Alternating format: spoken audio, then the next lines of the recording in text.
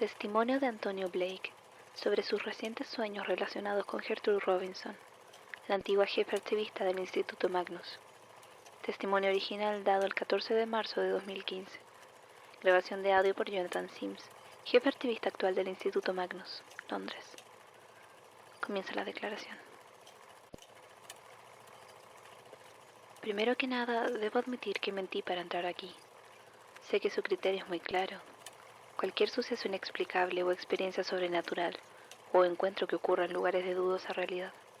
No queremos experiencias fuera del cuerpo, visiones o alucinaciones o sueños. Y esto se trata de sueños. No se engañe, pero creo que es necesario que lo escuche de todas formas. Ya sea si me cree o no, eso depende de usted. Solo que no creo que pueda vivir conmigo mismo sin al menos haber intentado explicarme. Verá, tuve un sueño sobre usted. Sé cómo suena y puedo asegurarle que ni siquiera nos conocemos. Pero el instituto, la construcción, incluso esta habitación, lo vi todo en mi sueño tan claro como lo veo frente a mí ahora mismo. Así que no tengo ninguna escalofriante historia terrorífica en la oscuridad. Pero le pido que siga leyendo, porque este no es un tipo de sueño que uno simplemente debe ignorar. Probablemente tengo que contarle un poco sobre mí antes de balbucear sobre sueños y profecías. He vivido en Londres por casi una década. Vine a realizar mi título universitario en la Escuela de Economía de Londres. Terminé teniendo trabajo en Berkeley poco después de graduarme y me fue bien. Sin embargo, no duré mucho. Sobreviví el primer año antes de que el estrés de mi nuevo empleo, sin mencionar los problemas de mi vida personal, me llevaran a una terrible crisis nerviosa. Rompí con Graham, mi novio de 6 años, y tuve que irme de la casa que compartíamos para quedarme con unos amigos que había conservado tras mi año de repletos arranques de estrés y constantes planes cancelados. Fue ahí, durmiendo en el sillón de mi amiga Anaíta, en las profundidades de mi miseria, que comencé a tener los sueños. Me encontré de pie sobre la cima de Canary Wharf y observando el edificio Berkeley donde había pasado muchísimas horas horrendas de tiempo. Detrás de mí pude sentir el constante palpitar de luz que se cernía sobre la amenazante torre. Tamborileaba a través de mí y pude ver el resplandor cruzar mi piel como el aceite. Pero, aunque lo intenté, no pude voltearme para mirar. Fue cuando me di cuenta que había algo extraño en la ciudad que se encontraba debajo de mí. Estaba oscuro, únicamente iluminada por el enfermizo resplandor naranja de las farolas, y esas también palpitaban de una forma extraña. Miré hacia abajo y pude ver una telaraña de oscuros zarcillos, cruzando por todas las calles y enredándose en los edificios.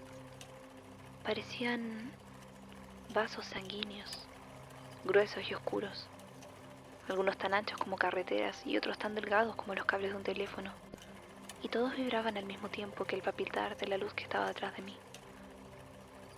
Yo necesitaba acercarme más. Tener un sueño lúcido nunca ha sido una habilidad que he poseído, y generalmente solo me dejo llevar por cualquier cosa que suceda en mi adormecida conciencia. Así que me sorprendió cuando mi deseo mudo de acercarme se cumplió, y me moví. Me sorprendió aún más que mis movimientos me llevaran sobre el borde del techo de Canary Wharf, y comenzara a caer. Descendí, no sé qué tan lejos fue, hasta que golpeé el suelo con un doloroso crack.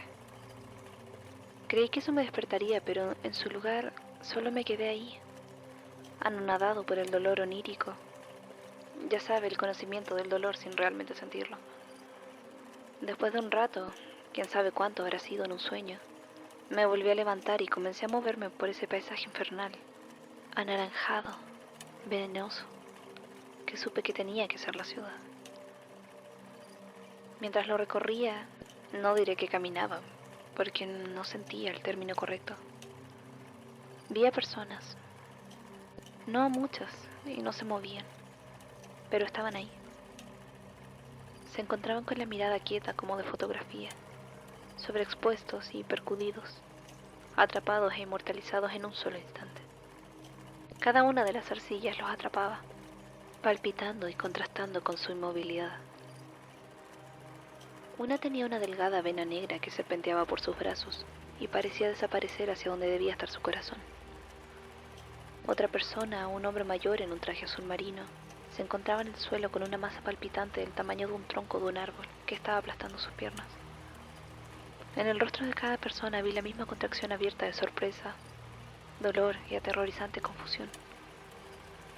Nunca había soñado nada parecido a esto, y supe que había algo más aquí que mi propia conciencia desvariante. Eventualmente mi recorrido merodeador me dirigió de vuelta al edificio Berkeley. Algo dentro de mí quiso entrar y ver cómo era ese lugar en ese rítmico y carnoso paisaje onírico. Las luces estaban encendidas, pero eran del color vaporoso del sodio naranja como las de afuera. Y al igual que las otras luces, su resplandor pulsaban una y otra vez en ese mundo palpitante, lo cual parecía gobernar en todo el lugar. Los escritorios se encontraban en los lugares en donde yo sabía que estarían, pero no había gente en ninguna parte. Decidí moverme las escaleras, porque por alguna razón la sola idea de tomar el ascensor me inundaba de un escalofriante terror. Eran 23 pisos, hasta la oficina en donde trabajé, y si en algún momento tuve piernas en ese lugar, ellas no fueron las que me hicieron subir esos escalones. Fue en ese lugar donde hallé mi escritorio, limpio y vacío, justo como lo había dejado hace una semana atrás. Y en ese momento supe que había algo en la pequeña oficina junto a mí. Lo sentí en el ritmo de mi sueño y me impulsé a cruzar el lugar para observar. Habría sido la oficina de mi antiguo jefe directo, John Ausell, y él estaba ahí. Una de las venas negras había serpenteado hasta adentrarse por la ventana y parecía haber colgado a John a 1 metro del suelo, envolviéndose ligeramente alrededor de su garganta.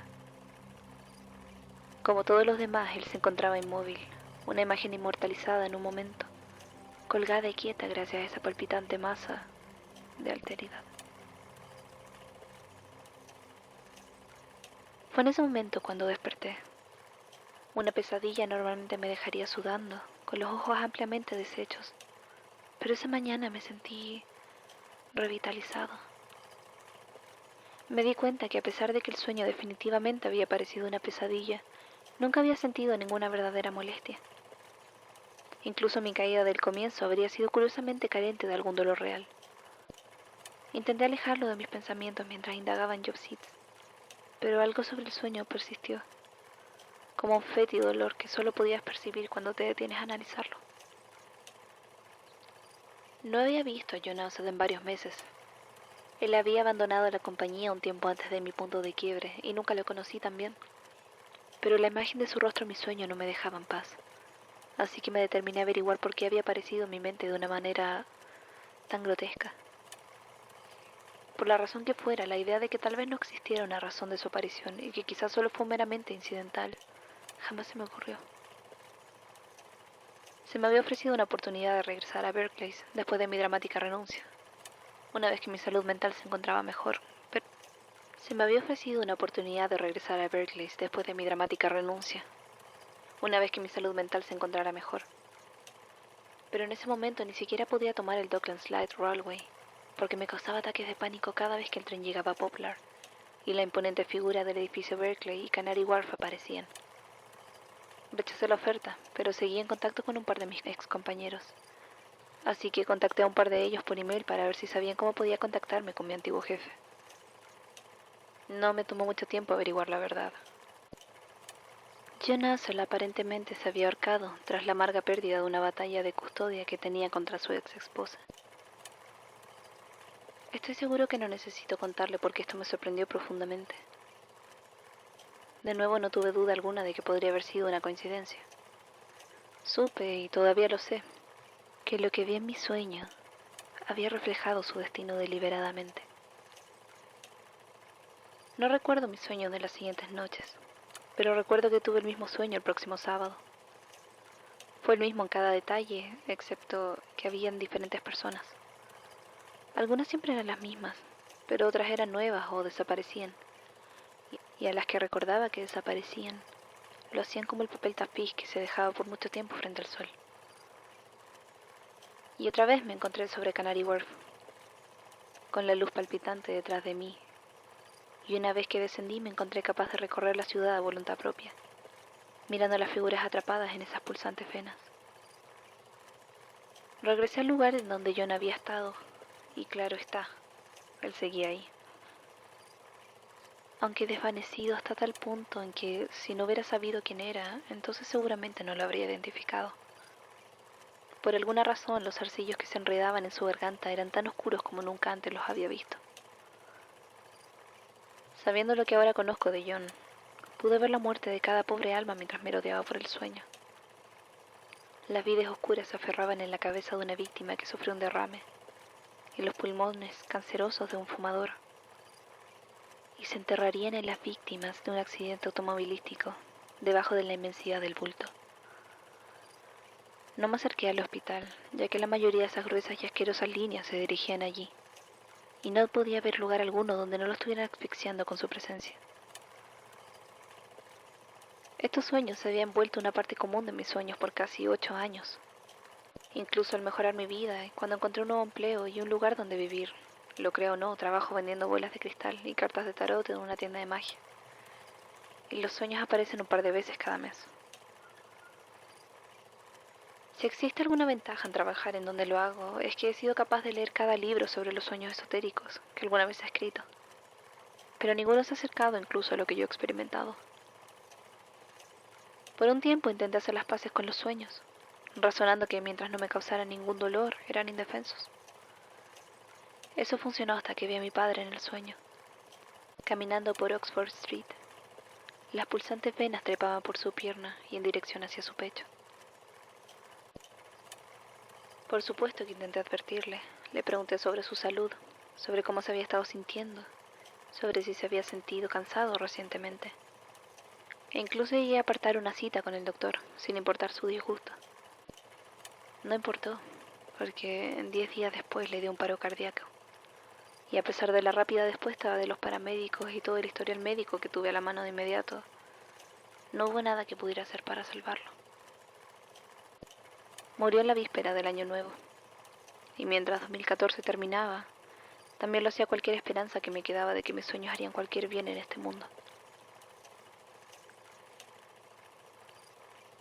Tomó 1 mes y medio para que la mitad de la imagen de mi padre se desvaneciera del resplandor naranja de las farolas de mi sueño en Londres, y por lo que calculo había aparecido 10 días antes de su muerte. Se lo estoy contando porque siento que tiene derecho de saber el plazo de tiempo con el que nos estamos enfrentando. Me temo que no he tenido muchas oportunidades de experimentar o ver nada más específico. Hay muchísimas personas que mueren en Londres, y tan pocas de ellas que conozco. Pero la reconozco a usted. Mientras escribo estas palabras puedo verla en la otra habitación. Sus ojos están fijos en cualquiera que sea el libro con el que se está distrayendo. La reconozco de mis sueños. Me dijeron en el otro escritorio que usted revisa los testimonios escritos, así que solo puedo rezar que se tome el tiempo de leer este por completo. Permítame explicarle con más detalle. Fue la última noche en que este sueño volvió a ocurrir. Comenzó como siempre lo había hecho, estando yo sobre Canary Wharf, pero casi de inmediato pude sentir que algo había cambiado. El opaco resplandor naranja que palpitaba desde abajo parecía silenciado de alguna manera, y había un apremiante conocimiento sobre mí de que algo estaba absolutamente mal. Miré hacia abajo y pude ver que las venas, cuyo dominio del paisaje onírico abarcaba solo una parte anteriormente, se había ampliado, y ahora parecía que cubría casi toda la superficie de cada calle.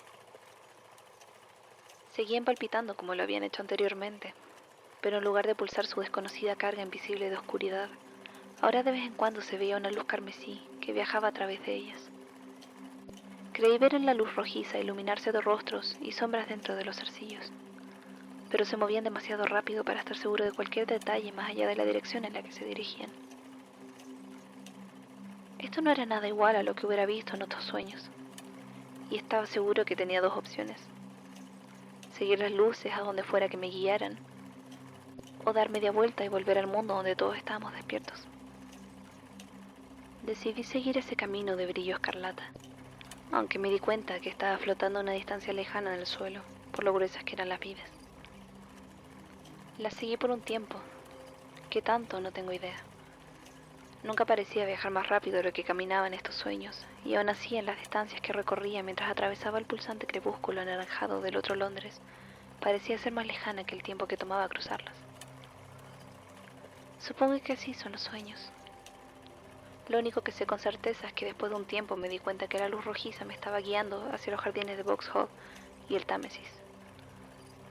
Ahí había muy pocas personas visibles. ¿Acaso la gente rica moría menos? O quizás solo tenían un mejor control sobre quienes morían.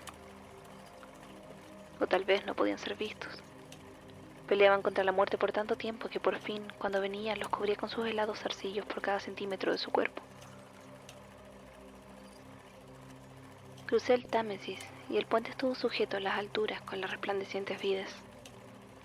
Una o dos de ellas parecían atravesar el mismísimo río, y el ocasional brillo rojizo podía ser visto debajo del agua. Pero la mayoría de ellas estaban esparcidas por el puente. Finalmente vi el destino del resplandor teñido de sangre. Un pequeño edificio, cerniéndose solitariamente al otro lado del puente cerca del embankment. No puedo decirle cómo se llamaba la calle. El Londres de mis sueños no tenía señales en las calles. Era antiguo, con pilares y poseía un aura de quietud.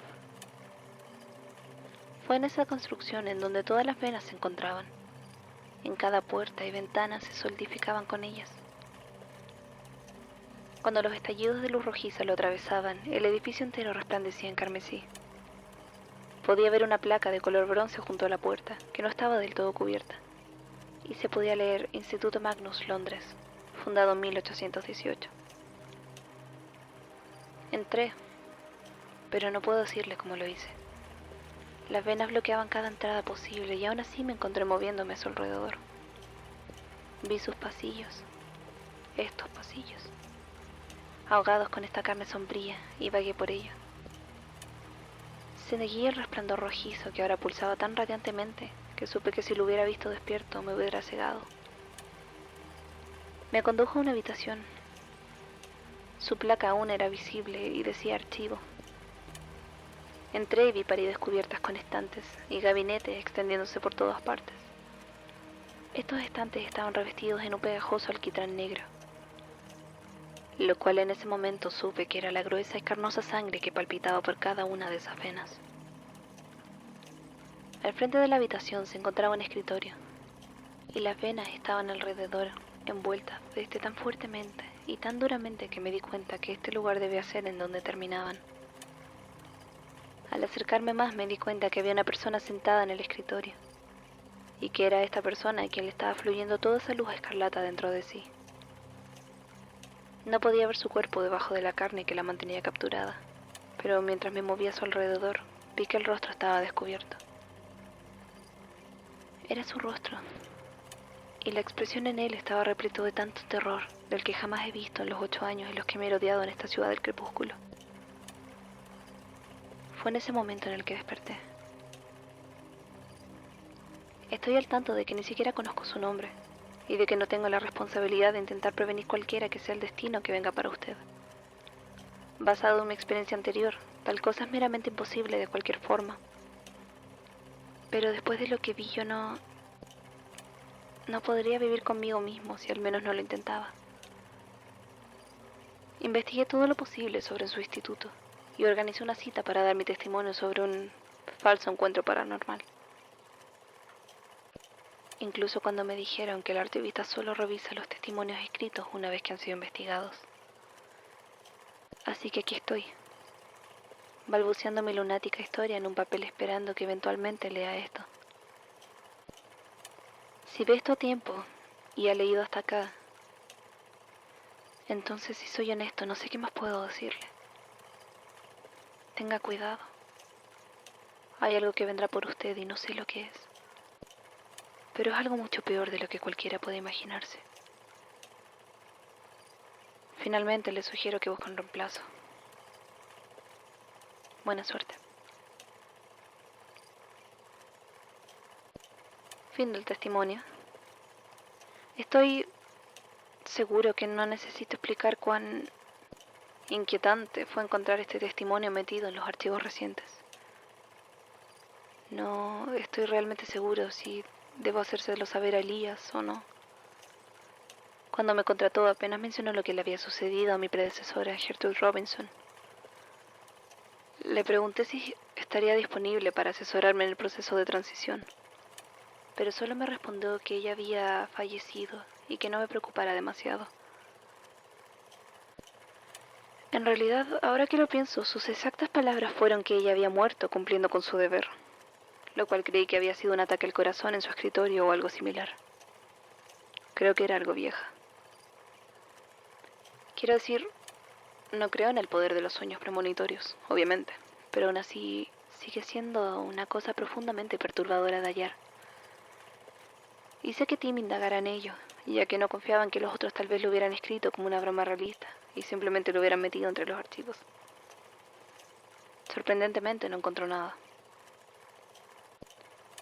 Antonio Blake es un nombre falso, y todos los datos para contactarlos que dio fueron igualmente un fraude. Ciertamente tuvo que ser una broma. Tal vez es la novatada, el nuevo jefe. Es mejor no seguir con esto, creo. Como sea, tal vez tenga que hablar con Rosie, para asegurarme de tener una copia de cualquier nuevo testimonio tan pronto sean dados. No cuando los investigadores hayan terminado con ellos.